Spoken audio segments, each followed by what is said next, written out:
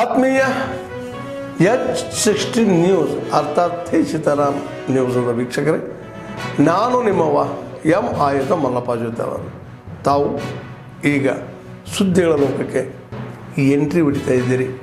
ಈ ಸುದ್ದಿಗಳನ್ನು ಪ್ರತಿಯೊಂದು ನೋಡೋ ಜೊತೆಗೆ ನಿಮ್ಮ ಅಭಿಪ್ರಾಯಗಳನ್ನು ಹಚ್ತಾ ಇರ್ರಿ. ಯಾಕಂದರೆ ಈ ಸುದ್ದಿಗಳು ನಿಮಗಾಗಿ, ನಿಮ್ಮ ಬದುಕಿಗಾಗಿ, ನಿಮ್ಮ ವೈಚಾರಿಕೆಗಾಗಿ, ನಿಮ್ಮ ತಿಳುವಳಿಕೆಗಾಗಿಯೂ ನಿಮಗೂ ಗೊತ್ತು. ಜೊತೆಗೆ ನಮಗೂ ನಿಮ್ಮೊಂದಿಗೆ ಇದೊಂದು ಮಾತಾಡುವಂಥ ಜೊತೆಗೆ ಸುದ್ದಿಗಳನ್ನು ಬಿಡುವಂಥ ಕೆಲಸ. ಈ ಕೆಲಸದಲ್ಲಿ ನಾವು ನಿಮ್ಮೊಂದಿಗಿದ್ದೀವಿ ಅಂತ ಹೇಳ್ತಾ ನೋಡ್ತಾ ಇರಿ ಈ ಸುದ್ದಿಗಳನ್ನು.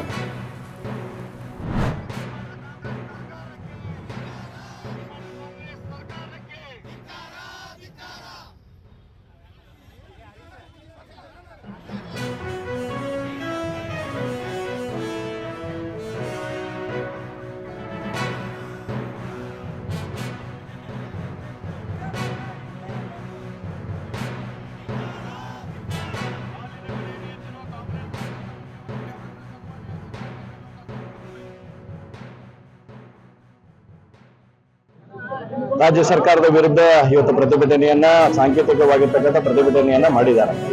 ಕಳೆದ 2 ವರ್ಷದ ಅವಧಿಯಲ್ಲಿ ಈ ಕಾಂಗ್ರೆಸ್ ಸರ್ಕಾರ ಕೊಟ್ಟಿರ್ತಕ್ಕಂಥ 5 ಗ್ಯಾರಂಟಿಗಳ ಜೊತೆಗೆ 10 ಅಡಿಷನಲ್ ಗ್ಯಾರಂಟಿಗಳನ್ನ ಜನರ ಮೇಲೆ ಹೇರ್ತಕ್ಕಂಥ ಕೆಲಸ ಮಾಡಿದೆ. ಒಂದ್ ಕಡೆ ಪ್ರತಿ ಯೂನಿಟ್ಗೆ 35 ಪೈಸಾ ಕರೆಂಟ್ ದರವನ್ನು ಏರಿಸ್ತಾರ.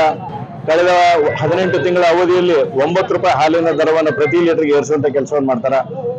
ಎಲ್ಲಾ ರೀತಿಯಾಗಿ ಇವತ್ತು ನಿನ್ನೆ ದಿವಸ 2 ರೂಪಾಯಿ ಪ್ರತಿ ಡೀಸೆಲ್ಗೆ 2 ರೂಪಾಯಿ ಬೆಲೆಯನ್ನು ಏರಿಸ್ತಕ್ಕಂಥ ಕೆಲಸವನ್ನ ಇವತ್ತು ಮಾಡಿದ್ದಾರೆ. ಅಂದ್ರೆ ಬಸ್ ದರ ಏರ್ತು, ಹಾಲಿನ ದರ ಏರ್ತು, ಎಲೆಕ್ಟ್ರಿಸಿಟಿ ಏರ್ತು, ಸ್ಟ್ಯಾಂಪ್ ಡ್ಯೂಟಿ ಏರ್ತು. ಅಂದ್ರೆ ಎಲ್ಲಾ ಹಂತದಲ್ಲಿ ಸಾವು ಜನನ ಮರಣ ಪ್ರಮಾಣ ಪತ್ರ ಪಡಿಬೇಕಂದ್ರೂ ಅವಕ್ಕೂ ಕೂಡ ಹೆಚ್ಚಿನ ಮೊತ್ತವನ್ನು ಕೊಡ್ತಕ್ಕಂಥ ಕೆಲಸವನ್ನ ಇವತ್ತು ಸಿದ್ದರಾಮಯ್ಯ ನೇತೃತ್ವದ ಸರ್ಕಾರ ಮಾಡ್ತಾ ಇದೆ. This is the solar operated tricycle, but the दिव्यांग लोग जो ये ट्राइसाइकिल खरीदते हैं, come from an poor economy. The good part is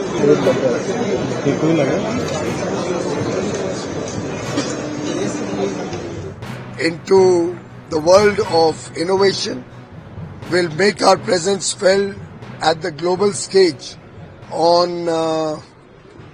products of deep significance, whether it's deep tech, AI, machine learning, how we can do data analytics smarter and better, and truly a experience of a lifetime to visit Startup Mahakumbh. I'm grateful to Secretary and his team.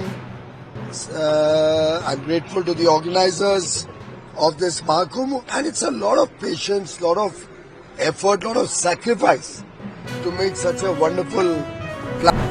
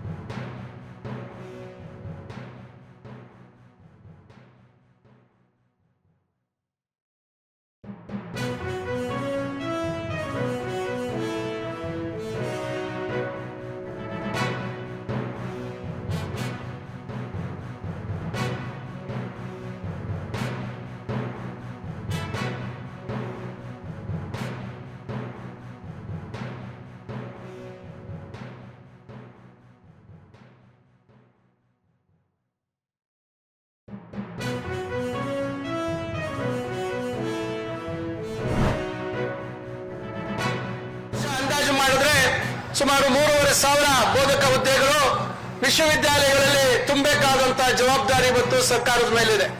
ಆದರೆ ಒಮ್ಮೆಲೆ ಆ ಎಲ್ಲ ಹುದ್ದೆಗಳನ್ನ ತುಂಬಲಿಕ್ಕೂ ಕಷ್ಟ ಆಗ್ತದೆ ಅಂತಕ್ಕಂಥದ್ದು ನಮಗೆಲ್ಲರಿಗೂ ಅರಿವಿದೆ. ಆದರೆ ಅದಕ್ಕೊಂದು ಪ್ರಾರಂಭ ಆಗಬೇಕು. ಸುಮಾರು ವರ್ಷಗಳಿಂದ ಇದರ ಕಡೆ ಗಮನ ಹರಿಸಿಲ್ಲ. ಆದರೆ ಇದೇ ರೀತಿಯಾಗಿ ಉನ್ನತ ಶಿಕ್ಷಣವನ್ನ ನಾವು ಮುಂದುವರಿಸಿಕೊಂಡು ಹೋದ್ರೆ ಗುಣಮಟ್ಟದ ಶಿಕ್ಷಣವನ್ನ ಕೊಡ್ಲಿಕ್ಕೆ ನಾವು ವಿಫಲರಾಗ್ತೀವಿ ಅಂತಕ್ಕಂಥ ಮಾತನ್ನ ವಿಚಾರವನ್ನ ಈಗಾಗಲೇ ಸನ್ಮಾನ್ಯ ಮುಖ್ಯಮಂತ್ರಿಗಳ ಗಮನಕ್ಕೆ ತಂದಿದ್ದೇವೆ. ಆದಷ್ಟು ಬೇಗ ಏನು ವಿಶ್ವವಿದ್ಯಾಲಯಗಳು ಇರ್ತಕ್ಕಂಥ ಹುದ್ದೆಗಳ ರ್ಯಾಷನಲೈಸೇಷನ್ ಮಾಡಿ ಯಾವುದು ಅವಶ್ಯಕತೆ ಇದೆ ಅತ್ಯವಶ್ಯಕವಾಗಿರ್ತಕ್ಕಂಥ ಹುದ್ದೆಗಳ ಪಟ್ಟಿಯನ್ನ ಮಾಡ್ತಕ್ಕಂಥ ಕೆಲಸಕ್ಕೆ ನಾವು ಪ್ರಯತ್ನ ಮಾಡ್ತಾ ಇದ್ದೇವೆ. ಇದು ಮುಗಿದ ನಂತರ ನಮ್ಮ ವರದಿ ಕೊಟ್ಟ ನಂತರ ಇದಕ್ಕೆ ಸೂಕ್ತವಾದಂತಹ ಒಂದು ಘೋಷಣೆಯನ್ನ ಮಾನ್ಯ ಮುಖ್ಯಮಂತ್ರಿಗಳು ಮಾಡಲಿದ್ದಾರೆ ಅಂತಕ್ಕಂಥ ಮಾತನ್ನ ಈ ಸಂದರ್ಭದಲ್ಲಿ ನಾನು ಹೇಳಲಿಕ್ಕೆ ಬಯಸ್ತೇನೆ. ಆತ್ಮೀಯರೇ, ಎಲ್ಲ ಸುದ್ದಿಗಳನ್ನು ನೋಡಿದ್ರಲ್ಲ, ಏನು ಅನಿಸ್ತು ನಿಮಗೆ?